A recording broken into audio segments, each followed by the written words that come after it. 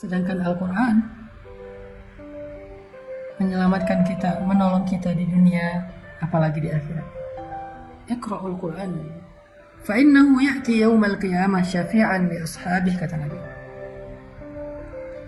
Bacalah Al-Quran,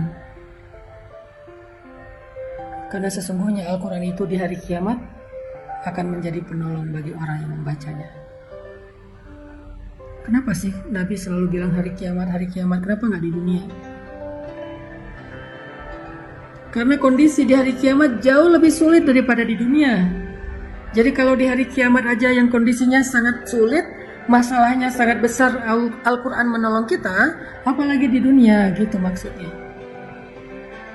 Jangan sampai kita ngerasa kayak, kenapa sih obrolan hadis itu selalu urusannya akhirat, kiamat, padang mahsyar, kenapa nggak dunia sih? Itu maksudnya. Kalau di akhirat saja yang lebih berat masalahnya, lebih banyak bebannya, lebih sulit keadaannya, Allah menolong kita, Rasul menolong kita, Al-Quran menolong kita, apalagi di dunia yang ecek-ecek, yang receh banget. Teman-teman tahu nggak? Masalah kita di dunia itu sebesar apapun, seberat apapun, itu tuh receh banget dengan dibandingkan masalah nanti di akhirat. Receh banget loh. Kita merasa hidup kita sempit mana dengan alam kubur. Kita ngerasa hidup kita membosankan, lebih membosankan mana dengan sendiri di dalam alam barzakh. Kita ngerasa ditinggalkan di dunia oleh orang yang kita cintai. Kita pasti akan ditinggalkan di padang mahsyar oleh orang yang kita cintai.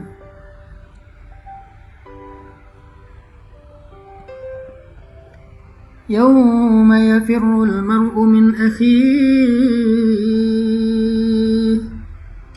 يوم يفر المرء من أخيه وصاحبته وبنيه لكل امرئ منهم يومئذ شأن يغنيه. Hari ketika seseorang lari dari saudaranya, lari dari ibunya, atau lari dari anak-anaknya. Setiap orang pada hari itu sibuk dengan urusannya sendiri-sendiri. Lebih berat mana? Ditinggalkan oleh orang yang kita cintai di dunia, padahal kita masih punya keluarga, kita masih punya orang tua, kita masih punya anak, kita masih punya sahabat, kita masih punya banyak yang mencintai kita dan memperhatikan kita, cuma ditinggalkan oleh satu orang sementara di dunia. Lebih berat mana dengan ditinggalkan oleh semua orang di akhirat ketika kita dalam keadaan sangat membutuhkan teman untuk menolong kita. Semua ninggalin kita.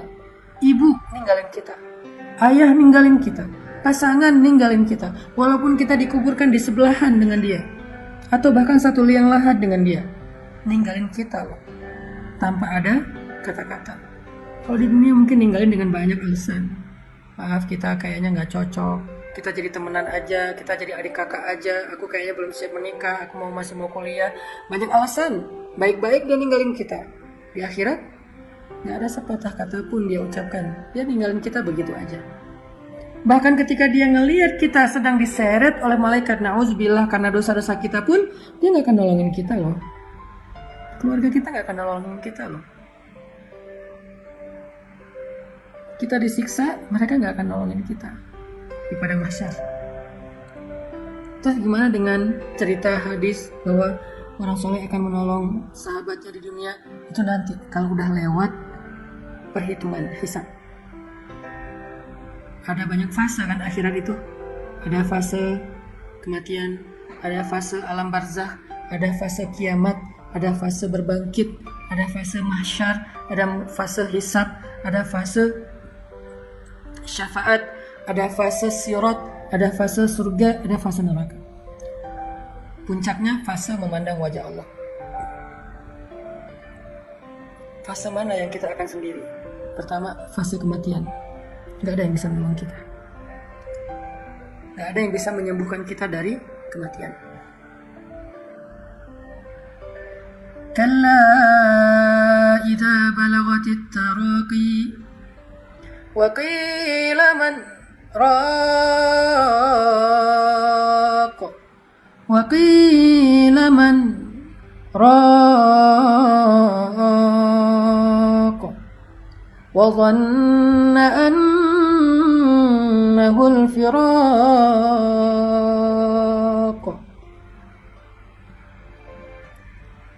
والتفت الساق بالساق إلى ربك يومئذ المساق كلا kata Allah, sungguh idza balagatit taraqi, ketika roh nyawa sudah berada di kerongkongan, di tenggorokan, dicabut nyawa pelan-pelan dari ujung kaki, tiba-tiba jempol jadi dingin sampai ke batas pergelangan kaki, tiba-tiba kaki kita jadi dingin, lalu sampai kepada lutut, kaki kita menjadi dingin, sampai kepada pinggang, sampai di perut, sampai di dada, sesak sampai di sini kayak orang dicekek. Idza balagatit taraqi, kalau nyawa udah sampai di sini. Wa qila man raq. Perhatikan ayatnya. Wa qila man raq. Kenapa saya berhenti tadi? Wa qila man raq. Surat Al-Qiyamah. Wa qila man raq. Kenapa saya berhenti? Kenapa enggak wa qila man raq? Kenapa wa qila man raq? Karena di situ ada tanda sakta. Sakta itu artinya diam. Jangan lanjutkan bacaan, tapi jangan bernafas dulu. Karena kalau udah bernafas namanya wakaf. Kalau nggak bernafas berhenti namanya sakta. Kita disuruh diam, tapi nggak boleh bernafas. Kenapa? Di situ ada filosofinya. Perhatikan terjemahannya. Wa qila man. Ditanya kepada dia, siapa? Siapa sekarang? Jawab siapa? Lalu kenapa diam? Karena nggak ada yang bisa dijawab, nggak ada yang bisa jawab, nggak ada yang bisa ditunjuk siapa. Siapa apa? Rok yang bisa menyembuhkan. Man rok. Siapa? Diam yang bisa menyembuhkan. Kenapa harus diam dulu? Karena ketika nyawa sudah sampai di tenggorokan, gak ada yang bisa menolong, gak ada yang bisa menyembuhkan. Sehingga Allah bertanya, man? Siapa yang akan nolong kamu sekarang? Gak ada. Kita diam. Dokter? Gak bisa. Dokter angkat tangan. Keluarga? Ayah, ibu, pasangan, suami, istri, anak, walaupun mereka sangat mencintai kita, tapi mereka gak bisa buat apa-apa. Mereka nggak bisa nolong kita sama sekali, nggak bisa loh. Jadi kalau kita lebih setia kepada keluarga daripada Allah, tanya aja sama diri kita masing-masing, apakah mereka akan nolong kita nanti? Enggak. Kalau kita gara-gara anak jadi nggak ke masjid, gara-gara keluarga jadi nggak ke masjid, gara-gara pasangan jadi nggak ke masjid, gara-gara keluarga jadi nggak berhijab, gara-gara keluarga jadi nggak sholat, gara-gara keluarga kita makan yang haram, kita mencari harta yang haram, gara-gara keluarga. Sekarang tanya, apakah kelak mereka bisa nolong kita? Jawabannya ada di Al-Qiyamah. Wa qila man raq. Nggak ada yang bisa nolong kita. Balik lagi kepada pembahasan tadi, boleh dengar musik selama itu bukan musik yang dilarang dalam Islam. Apa itu musik yang dilarang? Pertama, performance-nya. Performernya adalah seorang cewek yang nonton cowok, nggak boleh. Kedua, isinya adalah tentang tubuh perempuan yang terlalu vulgar, atau tentang cinta-cintaan yang nggak halal, apalagi cinta semalam yang udah jelas-jelas haram, tentang baper-baperan, patah hati, pengen bunuh diri, lemah, nggak berdaya, yang syairnya melemahkan jiwa kita, itu dilarang. Tapi kalau lagu musik yang sekedar hiburan, motivasi, musik yang sekedar selingan, nggak ada bait-bait syair yang melemahkan semangat kita, maka nggak apa-apa. Tapi tetap itu nggak bisa memberi kebaikan kita di dunia atau di akhirat. Yang bisa ngasih kita kebaikan dunia dan akhirat itu Al-Quran. Maka dengarkanlah Al-Quran. Nasihat agama, maka carilah ilmu dan dengarkan nasihat ulama atau para dai atau para ustaz. Zikir, kalimat-kalimat mulia dari nama-nama Allah, itulah yang bisa menyelamatkan kita dunia dan akhirat.